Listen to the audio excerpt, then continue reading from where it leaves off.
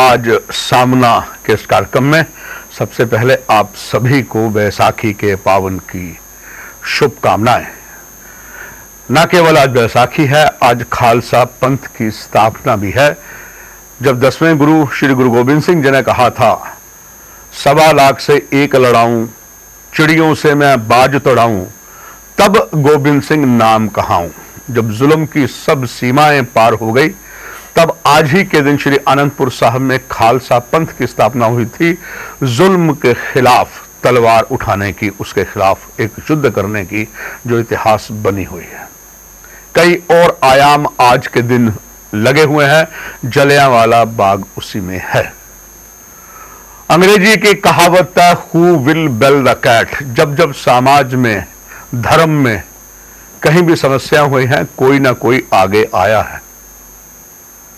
जिस तरह आज के दिन खालसा पंथ की स्थापना हुई और न केवल सिख संगत और भी जो शुभचिंतक और दरबार साहब को मानते हैं, उनमें से कई ऐसी शख्सियत हैं जब जब जुल्म होता है वो आवाज उठाते हैं। हम और आप भली भांति से जानते हैं कि भ्रष्टाचार, कहा जाता है कि corruption has gone your blood vessels, खून की नसों में करप्शन, भ्रष्टाचार आ चुकी है। आखिर ये कब समाप्त होगा? जिस तरह जम्मू कश्मीर में भी भ्रष्टाचार की सीमाएं लांघी जा रही हैं, उससे कई तरीके के अब संकेत मिलने लगे हैं। कहीं भ्रष्टाचार की दलदल में जम्मू कश्मीर सर्वोच्च स्थान पर तो नहीं आ जाएगा, परंतु हाल ही में कुछ ऐसी घटनाएं हुई हैं। somebody has belled the cat, किसी ने बिल्ली के गले में घंटी बांधी है। इसलिए चाहे भ्रष्टाचार में उनका काम खराब हो जाए, कोई चिंता नहीं, मैं भ्रष्टाचार को सीमाओं से बहुत कम करना है। और ये काम किया है जम्मू में Jammu Kashmir contractor coordination committee ने, और उसी कमेटी के आज महासचिव जो राज्य के हैं सरदार बलविंदर सिंह, जो ठेकेदार भी हैं, वो हमारे पास है। बलविंदर जी, एक तो बैसाखी पर आपको शुभकामनाएं।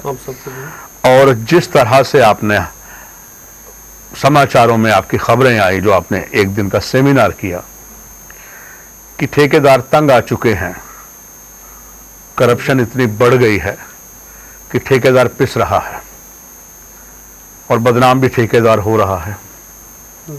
आपने जब ये बयान दिए, उस वक्त बलविंदर जी, स्वर्गीय राजीव गांधी जी के शब्द याद आ गए कि जम्मू कश्मीर में जो अगर 1 रुपया दिया जाता है केंद्र सरकार के द्वारा, 10 पैसे ही लगते, 90 पैसे जो गायब हो जाते हैं। आपकी फिगर भी समाचार पत्रों में प्रकाशित हुई।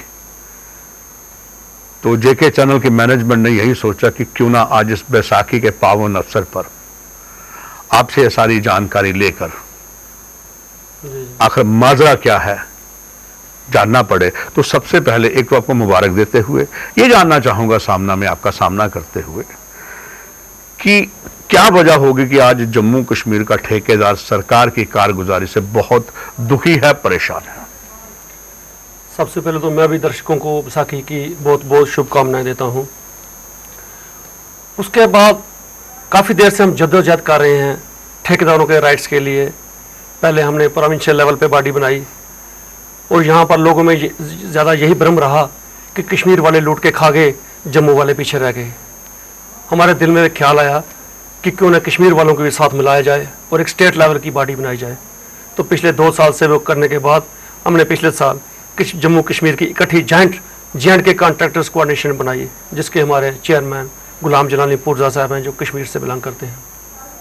ये ज़रूरत हम उसको इसलिए पड़ी क्योंकि काफ़ी देर से करप्शन की दलदल ने, इस सिनक ने हमको इस कदर इस समाज को खाना शुरू कर दिया है कि मजबूर होकर हमको आगे आना पड़ा। एक ठेकेदार जिसकी मेन चाह होती है कि अगर जिसने वो काम किया है उसको जल्द से जल्द उसकी पेमेंट मिल जाए, लेकिन देखा यह गया जो काम ठेकेदार करते हैं उनकी पेमेंट सालों साल पेंडिंग पड़ी रहती है, लेकिन जो काम हमारे भ्रष्ट अफसर कर रहे हैं उनकी पेमेंट रातों रात सेक्रेटरीट में मिली भगत से रातों रात उनकी पेमेंट्स क्लियर हो जाती हैं। ठेकेदार बेचारा जो कम रेटों पे काम करता है उसकी पेमेंट लेने के उसको साल तक, कई जगह 2-2 साल 3-3 साल तक उसको इंतजार करना पड़ा। यह सबसे बड़ी हमारी बदकिस्मती है। ठेकेदार पेशा बदनाम तो है, क्वालिटी वाइज बदनाम करते हैं, लेकिन लोगों के सामने हकीकत मैं ये लाऊंगा 10-10 लाख 20-20 लाख जितने जिस ठेकेदार की हैसियत है, जितनी उसकी कैपेसिटी है उसके मुताबिक वो काम करता है, बहुत कम मार्जिन पे काम करता है। टैक्सेशन इतनी ज़्यादा लग गई है, कमीशन इतनी बढ़ गई कि ठेकेदार पिस रहा है। आज मजबूर होकर हमें ये बिगल बजाना पड़ा कि हम करप्शन के खिलाफ अपना झंडा बुलंद करेंगे, सरकार को बताएंगे कि जो वायदे उस सेक्रेटरीट में, असेंबलीज में जो वायदे वो लोगों के साथ करते हैं, जो उमर साहब ने हमारे साथ वायदे किए पब्लिक के साथ, हम ट्रांसपेरेंट गवर्नमेंट आपको देंगे, अकाउंटेबिलिटी होनी चाहिए वर्किंग की, लेकिन देखने में उसको बिल्कुल उल्टा आ रहा है। ना कहीं ट्रांसपेरेंसी है, ना कहीं किसी की अकाउंटेबिलिटी है। हर अफसर अपनी मर्जी से दिन दिहाड़े जहां दिल उसका करता है काम कर रहा है और पेमेंट चार्ज करता जा रहा है। नौकर के साहब, मैं आपको मिसाल दूंगा, हर तरफ कोई ना कोई सिस्टम गवर्नमेंट ने सेट किया हुआ है जिसको अडॉप्ट करते हुए हम काम कर सकते हैं, वरना वो सिस्टम ठीक चल नहीं सकता। जैसे घड़ी में 60 सेकंड के बाद 1 मिनट होता है जी। 60 मिनट के बाद 60 सेकंड के बाद 1 मिनट बनता है और उसके 60 मिनट के बाद 1 घंटा बनता है जी। लेकिन अगर जो घड़ी 60 सेकंड के बाद बजाय 62 सेकंड के बाद 1 मिनट करना शुरू कर दे, वो यहाँ आगे हो जाएगी या पीछे हो जाएगी, लोग उसको उठा के बाहर फेंकना शुरू कर देंगे। वही सिस्टम हमारे साथ हुआ है। हमारे पास सिस्टम है, हर एक चीज को कंट्रोल करने के लिए एक ऑर्गेनाइजेशन है, जीएडी डिपार्टमेंट है, उसने अपने फाइनेंशियल पावर्स अनाउंस की हुई है जी। 2002 का एक मेरे पास ये सर्कुलर पड़ा हुआ है जी, जिसमें गवर्नमेंट की क्लियर कट इंस्ट्रक्शंस हैं। कोई भी काम डिपार्टमेंटली टेकअप नहीं कर सकता कोई भी अफसर। हमारी अफसर्स में काफी बातचीत हुई, इसमें सिर्फ लिखा था इमरजेंसी नेचर ऑफ वर्क्स जो हैं वो कर सकते हैं। तो इन लोगों ने उसी की प्ली लेकर, भाई इमरजेंसी नेचर ऑफ वर्क है।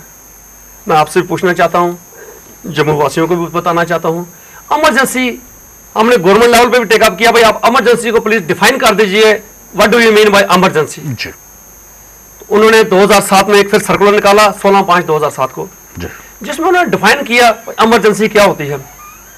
उसमें उन्होंने कहा कोई नेचुरल कैलेमिटी है जी, कहीं ब्रीच ऑफ कैनाल बंद टूट जाता है, कोई सेंटर से कोई मंत्री आ गया, उसको टेंडर लगा के तो उसकी स्टेज बनाएंगे नहीं, हम भी एग्री करते हैं ये चीजें टेंडर लगा के मुमकिन नहीं है, उसके लिए लेंथी प्रोसेस अडॉप्ट करना पड़ता है। तो वो इन्होंने क्लियर किया भाई ये इमरजेंसी नेचर ऑफ वर्क है, और अपने गाइडलाइंस इशू की।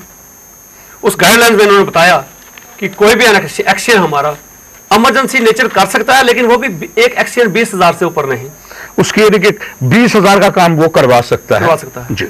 और वो 20,000 के काम, उस किस्म के काम 10 काम साल में, maximum to the limit of 2 lakh within years. लेकिन रुवांसी, मैं आपको बताना चाहूंगा, मेरा सिर्फ शर्म से झुकता है कि एक एक एक्शन साल में कम से कम 5-5, 6-6 करोड़ के काम, वेज कंपैरेटिवली जो एक इसमें डेलीगेशन ऑफ पावर्स है 2 लाख की है मैक्सिमम, ये 5-5 करोड़ के 6-6 करोड़ के काम डिपार्टमेंटल चार्ज कर रहे हैं, पूछने वाला कोई नहीं है। उसी तरह हमारे एससी साहब की है, उनकी फिगर है 50,000 रुपया। चीफ साहब 2-2 लाख के वर्क ऑर्डर कर सकते हैं, इमरजेंसी नेचर ऑफ वर्क। लेकिन देखने को ये आया, गलियों में कहीं टाइल लगनी है, टाइल का काम है, उसको भी ये ऊपर डेफिनेशन देते हैं keeping in view the emergency nature of work. Tile लगाना कोई इमरजेंसी नहीं है, ड्रेन बनाना कोई इमरजेंसी नहीं है। इस किस्म के काम भी ये इमरजेंसी को प्ली देके इमरजेंसी नेचर काम कर रहे हैं। और जो फंड्स से कॉन्ट्रैक्टर जो काम करता है उसके फंड्स कभी भी टाइम पे नहीं आए, और हैरानगी इस बात की होती है सेक्टर में मिली भगत के अलावा यह काम पॉसिबल नहीं है। बलविंदर जी, आप संघर्ष आरटीआई मूवमेंट जो राज्य की है, एक बहुत बड़ा आपका संगठन है, और अक्सर आप आरटीआई की कई ऐसे के लिए काफी जिद्दोजहद कर रहे हैं काफी लंबे समय से, और उसके आप कन्वीनियर है। क्या ये बातें आपने अपनी जो संगठन बनाया है, गैर राजनीतिक दल जो आपका है, संघर्ष RTI movement in Jammu and Kashmir, क्या आपने इस संबंध में सरकार से पूछा? बड़ा अच्छा सवाल आपने मुझसे किया, क्योंकि मैं आरटीआई से वाबस्ता हूँ। पिछले दिनों हमारी राजौरी में एक मीटिंग भी हमने डिस्ट्रिक्ट लेवल पे रखी, हमारे वजात हबीबुल्ला साहब चीफ इंफॉर्मेशन कमीशन सेंट्रल के वो भी आए। सर बेशक उमर साहब ने ये बड़े फख्र हुआ, हमें भी, उन्होंने भी इम्प्लीमेंट किया 2009 आरटीआई एक्ट को, तो हमने भी सोचा सचमुच उनकी नीयत बहुत अच्छी है इसको, क्योंकि जो राज्य हमारा इस वक्त भारत में नंबर 2 पे करप्शन में टॉप पे आ रहा है, तो उन्होंने कहा कहीं ये ना हो कि ये नंबर 1 पे आ जाए। इसको करप्शन को दूर करने के लिए, ट्रांसपेरेंट गवर्नमेंट देने के लिए उन्होंने right to information act introduce किया। लेकिन हमारी बदकिस्मती है, अभी तक ना तो कोई कमीशनर अपॉइंट हुआ, ना कोई चीफ इन्फॉर्मेशन कमीशनर अपॉइंट हुआ, और ना ही जो इसमें प्रोविजन है एक्ट में भाई ये अपने अपने अफसर्स को, एपीओज को, पीआईओज को, पब्लिक इंफॉर्मेशन ऑफिसर्स को एक ट्रेनिंग सेशन रखेंगे।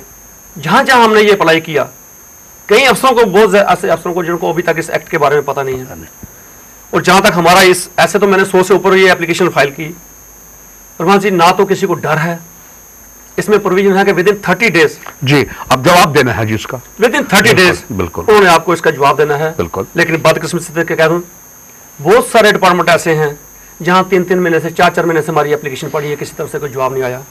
कुछ एक जवाब जो हमारे कंसर्न इस डिपार्टमेंट से, पीडब्ल्यूडी से वाबस्ता है, हमने मजबूर होकर अपने चीफ इंजीनियर साहब को भी आरटीए के मुतालिक एक चिट्ठी दी जी। वो इसलिए मजबूर हुए क्योंकि 16 अक्टूबर को हमारी एक मीटिंग हुई, जनाब सरूरी साहब जो हमारे कैबिनेट मंत्री हैं जी, उनसे जो हमारी मीटिंग हुई, उनको हमने अपनी इस प्रॉब्लम के बारे में बताया, भाई डिपार्टमेंटल कामों में धांधलियां बहुत ज्यादा हो रही हैं, बिल्कुल करप्शन को कटेल करने के लिए प्लीज आप हमारा साथ दीजिए, इस चीज को बंद कीजिए। उन्होंने एडमिट किया, उन्होंने पब्लिकली वहां कहा ठीक है, चीफ साहब हमारे पास खड़े थे सारे, उन्होंने कहा जी आज 16 तारीख है, 17 तारीख से जम्मू में कोई भी काम डिपार्टमेंट आप टेकअप नहीं कर सकते जी। उसका ये ऑर्डर मेरे पास पड़ा है चीफ साहब का। चीफ साहब ने एक चिट्ठी निकाली जी, सर्कुलर है एक्सक्यूशन ऑफ डिपार्टमेंटल वर्क्स, उन्होंने बिल्कुल क्लियर इंस्ट्रक्शन। ये बलविंदर जी हमें रिकॉर्ड में आप एक कॉपी दे देंगे रखने के लिए? बिल्कुल सर, मैं जो भी कहूंगा रघुवंश जी ऑथेंटिक कहूंगा, जेन्युइन कहूंगा और फैक्ट्स देगा।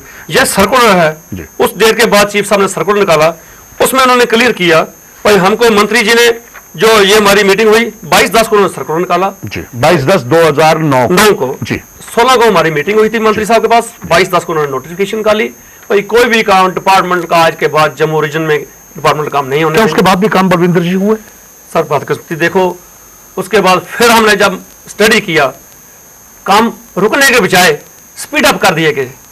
ओह बलविंदर जी, एक चीज और बताएं, देखिए हमारी राज्य सरकार ने लंबे समय से विजिलेंस डिपार्टमेंट बनाया हुआ और हमें इस बात का फक्र है, अभिमान है, जहां पीएल गुप्ता साहब हैं, उससे पहले राजू साहब थे, और उनकी तरफ को उंगली नहीं उठा सकता, उनकी ऑनेस्टी पर they are one of the most dedicated honest.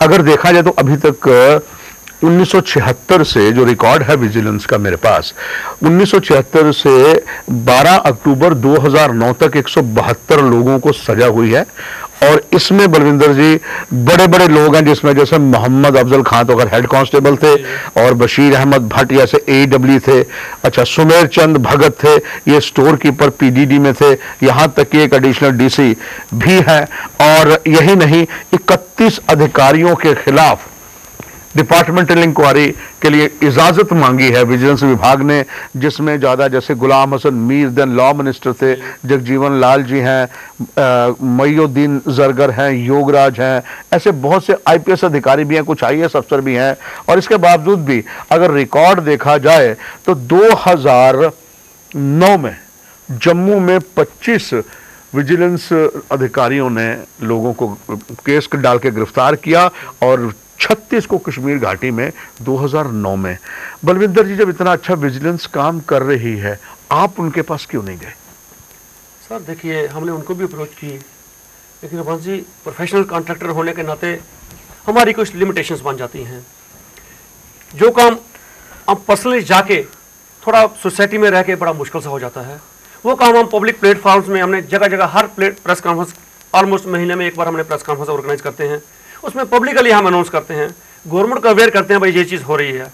अब खुद पर्सनल एक एक आदमी जाके, जम्मू बड़ा छोटा सा सिटी है, देखने को ये आया भाई, आप खुद भी जजमेंट करेंगे, यहाँ एक कांस्टेबल अगर किसी बाइक वाले को रोकता है, विद इन 2 मिनट्स उसको किसी न किसी लीडर का, किसी न किसी रिश्तेदार का उसका फोन रहता है। जम्मू बड़ा छोटा सा एरिया है, इसमें हर किसी के साथ कोई ना कोई रिलेशन है, किसी न किसी के साथ दोस्ती है। यानी कि विजिलेंस विभाग, आपका कहना इनडायरेक्टली ये तो नहीं कि विजिलेंस विभाग किसी राजनीतिक दबाव के नीचे है? नहीं, ये चीज मैं बिल्कुल नहीं कहूंगा, क्योंकि गुप्ता साहब जो वक्त हमारे विजिलेंस कमिश्नर हैं, बहुत अच्छे, बड़े नेक इंसान हैं, उनकी इंटेग्रिटी पे किसी किस्म का कोई शक नहीं किया जा सकता।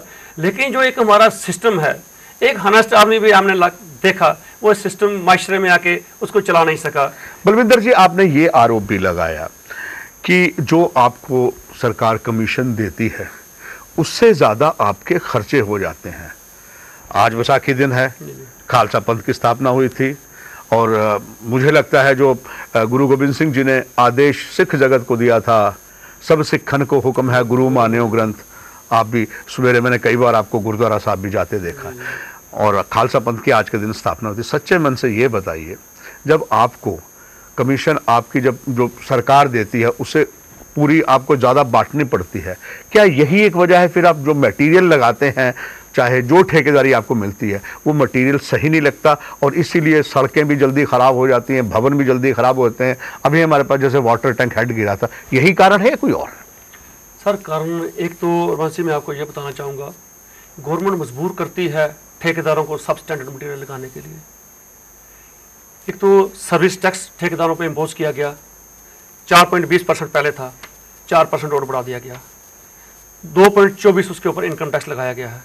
उसके बावजूद ओपनली आप प्लेटफॉर्म से आप बैठे हैं सामने में, तो मैं इसमें कोई हिचक नहीं, हेजिटेशन नहीं फील करूंगा, क्योंकि बात आती है who will bell the cat, अगर कोई ना कोई तो बैसाखी वाले पुर पे मैं इस चीज़ से हेजिटेशन फील नहीं करूंगा। ओपनली अगर कहूँगा, अगर एक झंडा बुलंद किया है उसको मैं उसके अंजाम तक पहुँचा के रहेंगे। इस कदर कमीशनें बढ़ चुकी हैं। अगर आप प्रोफेशनल कॉन्ट्रैक्टर हैं, अगर आपने सर्वाइव करना है, हमारा और कोई सर्विस में नहीं है, हमने अगर सर्वाइव करना है, हमने उनसे कंप्रोमाइज करना है, उनको कमीशन देनी है, उसके बिना हमारा चारा नहीं। हमको अपना 10% पूरा शेयर मिले ना मिले, हमने डिपार्टमेंट को देना ही देना है। कमीशन कैश से देते हैं, किसी और तरीके से भी देते हैं? जी और ऑलमोस्ट कैश की नेगोशिएशन होती है, बाकी अपने अपने तबीयत अपनी पसंद है किसी की, ऑलमोस्ट कैश ही चलती है, इसमें कोई शक नहीं है, चलती है। कहीं स्विट्जरलैंड में कभी आपको अकाउंट तो नहीं कभी जमा कराना पड़ा जी इनके नामों पर? ऐसा इतना कुछ ऐसा बड़ा नहीं अभी हुआ। अपने लेवल पे करते हो तो करते हो, लेकिन हमारे थ्रू कभी ऐसा नहीं आया। सर सीधा एक मैं मंत्री महोदय जी से एक सीधा प्रश्न पूछना चाहता हूँ। बहुत से मंत्री हैं, किससे ज्यादा पूछना सर? एक तो मैं अपने कंसर्न फाइनेंस मिनिस्टर साहब से पूछना चाहता हूँ, अब्दुल रहीम राठौर साहब। मुझे लगता है प्रोग्राम भी देखते हैं इस वक्त, देखते हैं। और जनाब मैं सरूरी साहब से पूछना चाहता हूँ। सर ठीक है, आप जरूर कुछ कहोगे, सरदार जी को जरूरत से ज्यादा बोल गए, आपने आपको बड़ा चढ़ा कर बता गए। नहीं, वो कॉन्ट्रैक्टर हैं, ईमानदार आदमी की वो भी कदर करते हैं, कॉन्ट्रैक्टर हैं। मैं सरूरी साहब से 2-3 सवाल पूछूंगा। जीएडी की ये फाइनेंशियल पावर्स जो डेलीगेशन है, इसमें जो है उसकी वायलेशन क्यों हो रही है? टेंडरिंग सिस्टम में जो code of formalities let down की गई है उसकी वायलेशन के 2 सवाल मेन मेरे हैं जो करप्शन को इनकरेज करते हैं।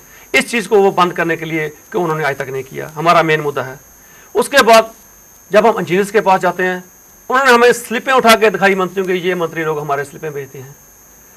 सरपंच जी पीछे मैंने 2-3 प्रेस कॉन्फ्रेंस में ये भी कहा था, ये PWD पब्लिक वर्क्स डिपार्टमेंट है, हमने सजेस्ट किया था गवर्नमेंट को इसका नाम बदल कर पॉलिटिकल वर्क्स डिपार्टमेंट कर दें, क्योंकि इसमें पॉलिटिकल इंटरफेरेंस बहुत ज्यादा है। आपका सुझाव तो बहुत बढ़िया है। तो मैं गवर्नमेंट को ये सुझाव दिया था, इसका नाम पॉलिटिकल वर्क्स डिपार्टमेंट कर दें।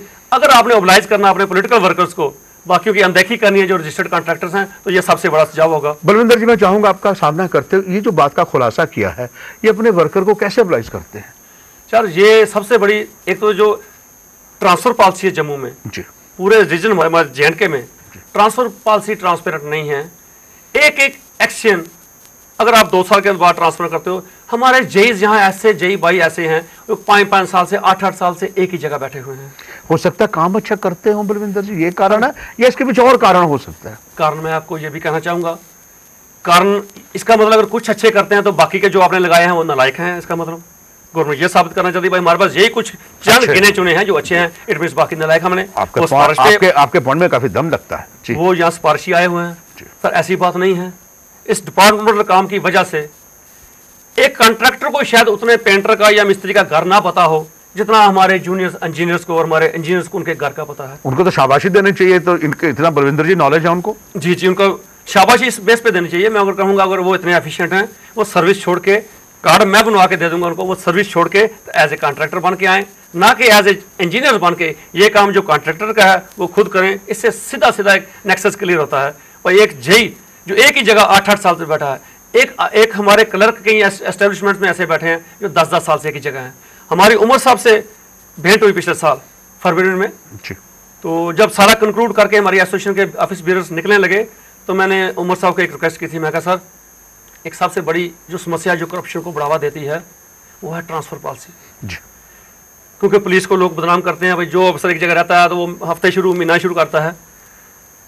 मैंने कहा जिस तरह एक इंजीनियर 2 साल से ज़्यादा एक जगह रहता है, वो फिर मिस्त्रियों के घरों में, पेंटरों के घरों में जाके उसका ऐसा एस्टेब्लिशमेंट बन जाता है, वो हर काम 90% फिर खुद करता है।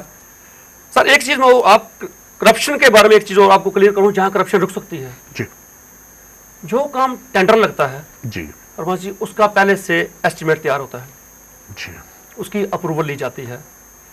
अगर यहाँ पर कोई ये बोर्ड बनाना है तो उसकी अप्रूवल ली जाती है, अब इस बोर्ड की कास्ट क्या पड़ेगी, वो 5 लाख पड़ेगी, तो पहले से अप्रूवल तय होती है। लेकिन बदकिस्मती देखिए, जो ये काम करते हैं उसकी अप्रूवल पहले से नहीं होती। आपके पास कोई अच्छा बलविंदर जी प्रमाण है?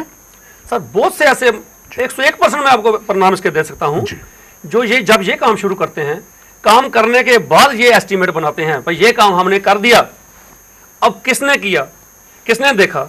अगर सपोज यहां इन्होंने मिट्टी भरी, आरबीएम भरा, एनएसएल तैयार होता है, नेशनल सॉइल लेवल उसका तैयार, वो पहले चेक किया जाता है। ये काम करने के बाद करते हैं, उसमें 100% फ्रॉड होने के चांस होते हैं। हमने उमर साहब को कहा, एक तो ट्रांसफर पॉलिसी आपने ठीक कीजिए, उसके बाद एक चीज में और आपको बड़े थोड़ा सेंस ऑफ ह्यूमर भी हो जाए, मैंने मंत्री साहब को एक और बात कही अपनी स्पीच में।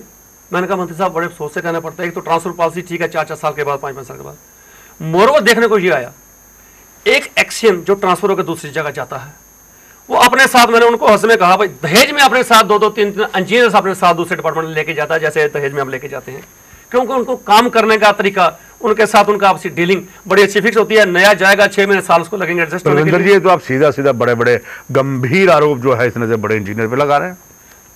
सर ये मैं आरोप इस प्लेटफॉर्म पे नहीं, मैंने मंत्री महोदय जी के सामने भी उनको सेक्रेटरी पे लगाया। पहले कह चुके हैं, मैं उनको मंत्री महोदय जी को कह चुका हूं। उन्होंने फिर हंसते हंसते चीफ साहब को कहा, जो एलिगेशन सेक्रेटरी साहब ने लगाए हैं, आप एक मुझे दहेज की लिस्ट दे दो। आपने हमने कहा, और उन्होंने भी एक्शन साहब चीफ साहब को हमारे कहा, भाई आप ऐसा कीजिए, आप एक तो ट्रांसफर पॉलिसी मुझे दे दीजिए, कौन कौन आदमी ओवर स्टे है वहां, और उसके बाद वो दहेज वाली बात जो सरदार जी ने कही, वो लिस्ट भी एक मुझे दे दीजिए, ताकि मैं वो भी देखूं किस सेक्शन के साथ, किस अफसर के साथ, कौन सा सबॉर्डिनेट उसके साथ गया और क्यों गया, इसकी इन्वेस्टिगेशन करने की जरूरत है, ये जो एलिगेशन सरदार जी ने लगाया। लेकिन जो उन्होंने कहा, हमने बड़ा उसको फख्र महसूस किया, भाई हमारी बात का कुछ असर होगा, लेकिन ग्राउंड पे उसका कोई असर नहीं हुआ। एक चीज मैं और जरूर कहूंगा, क्योंकि अगर हमारी कोशिश ये है कि इसको करप्शन को, आरटीआई भी तभी हमारी मूवमेंट है, इसको करप्शन को ट्रांसपेरेंसी लाई जाए, अकाउंटेबिलिटी हो अफसर्स की, उनको कुछ डर हो, तो ये करें। सर एक तो हो गया ये आरटीआई का जो हमने जवाब दिया, इसमें एक दो जगह हमारे अफसर्स ने एडमिट किया, मेरे पास मैं आपको देता हूं, इन्होंने एडमिट किया, the works have been executed through registered contractor but without inviting tenders. मेरे पास आरटीआई का जवाब है, ये कहते हैं, खुद एडमिट करते हैं, थ्रू रजिस्टर्ड कॉन्ट्रैक्टर हुआ लेकिन विदाउट इनवाइटिंग टेंडर हुआ। मैं उनको पूछना चाहता हूं उनके पास कौन सी ऐसी पावर है। असेंबली में पिछले दिनों हर्षदेव जी ने एक इनसे क्वेश्चन पूछा था क्यूडी में, भाई आपने डिपार्टमेंटल काम्स बहुत ज़्यादा किए, क्यों किए? जब उनका जवाब देने का समय आया तो बड़ी बदकिस्मती से कहता हूँ 100% उन्होंने फ्रॉड जवाब दिया वहाँ पर। उस पर हर्षदेव जी को आपत्ति तो की नहीं थी। हर्षदेव जी को इस चीज़ की टेक्निकलिटीज का नहीं पता, उनको हकीकत का नहीं पता।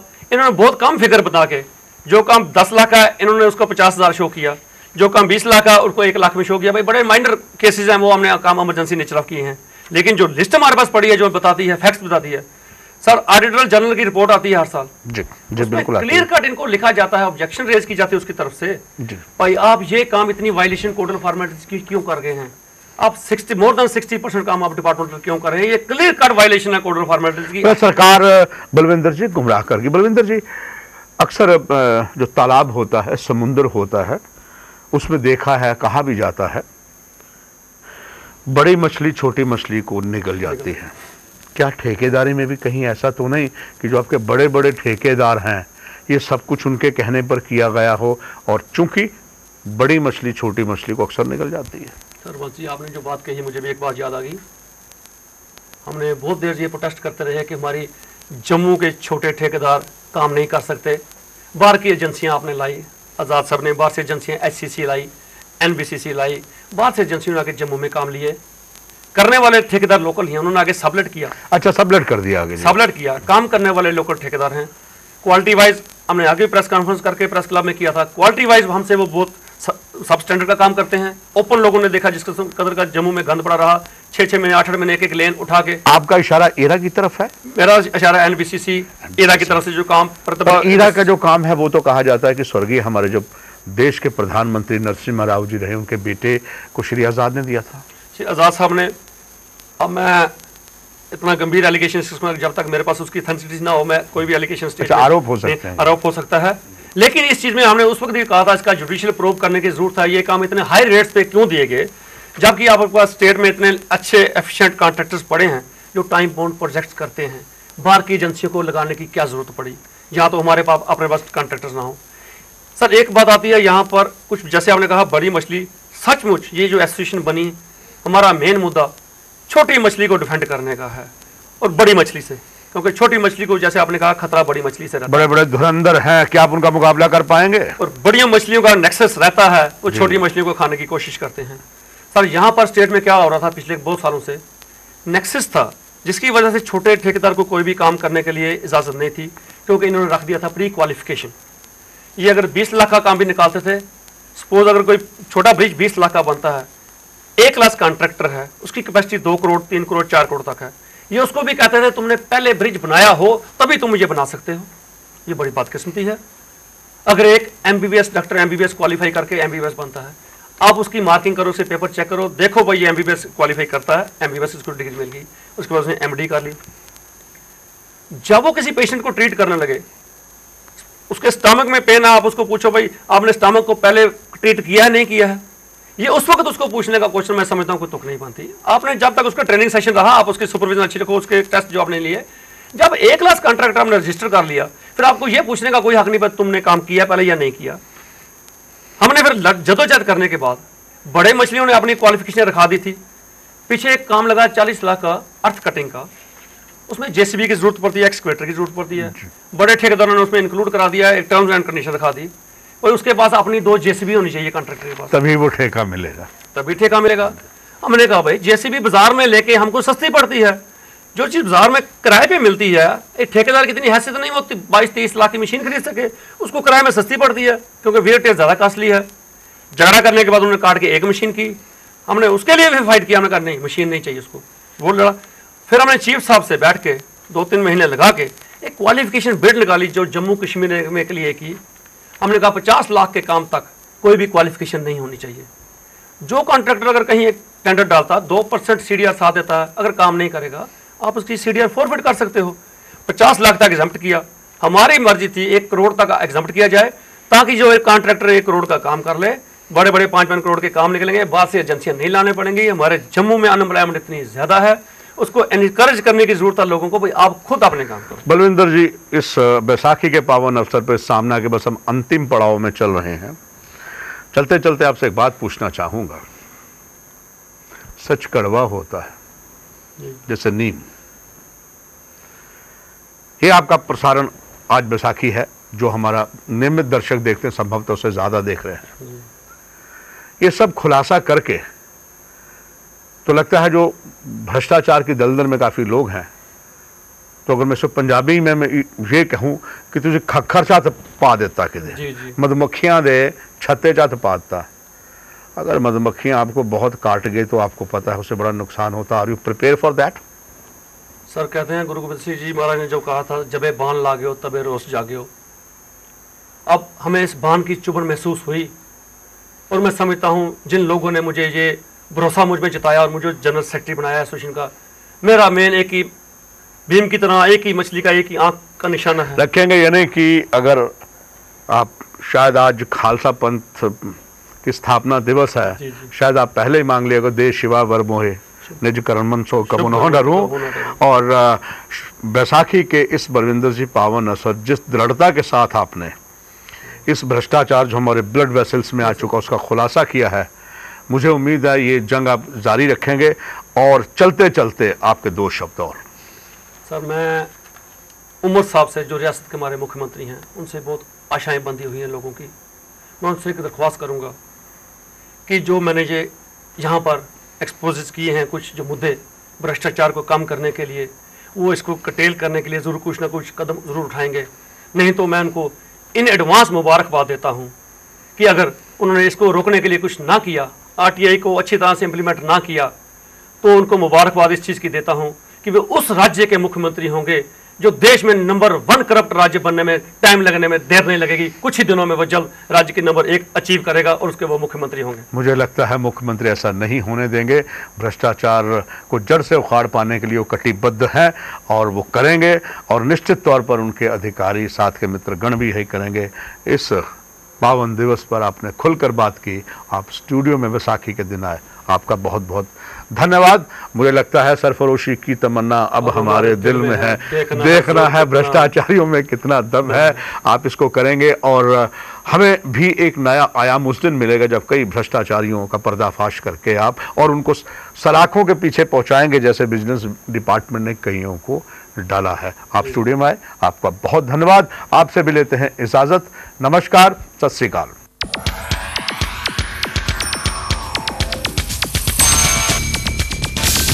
सामना अलग अलग फील्ड से जुड़ी हुई हस्तियों से होगा सामना।